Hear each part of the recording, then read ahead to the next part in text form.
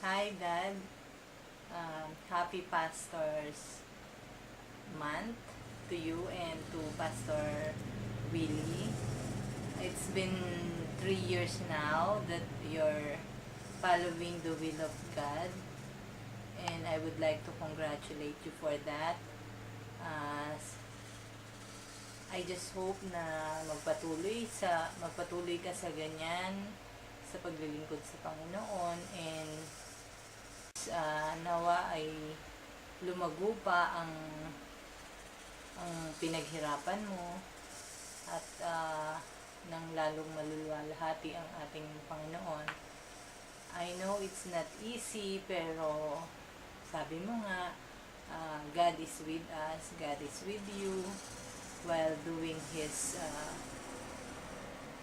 purpose to you. Kay Pastor Willie naman, nag-uumpisa pa lang. I know it's not easy, pero with God's help, nawa ay malampasan mo yung hirap ng nag-i-start sa paglilingkod sa Panginoon. And I know with your attitude, malalampasan mo yan.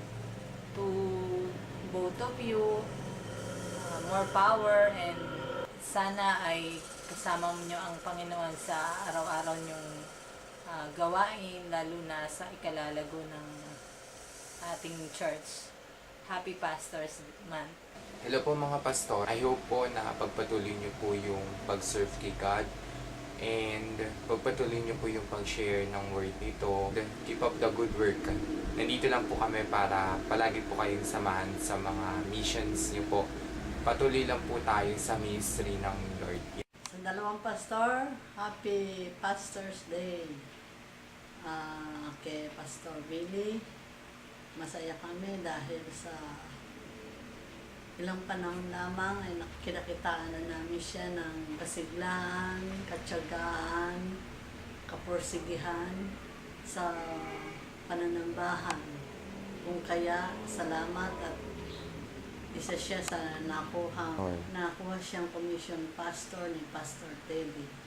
Kinakitaan namin siya na talagang nandoon yung desire niya na makapaglingkod sa Panginoon. Wala akong masabi kundi naway pagpatuloy mo, Pastor Willie, na makapaglingkod ka ng tao sa iyong puso. Masaya mong ginagawa ang lahat ng iyong ginagawa. Naway magtagumpay ka. Sa ating Pastor Teddy Macalagay Jr., kasiyahan namin na yung mga magulang na ikaw ay naging pastor. Nawa, ang iyong paglilingkod sa Panginoon ay lalo mo pang palaliman upang sa ganyan marami kang kaluluwang mahikayat sa iyong gawain.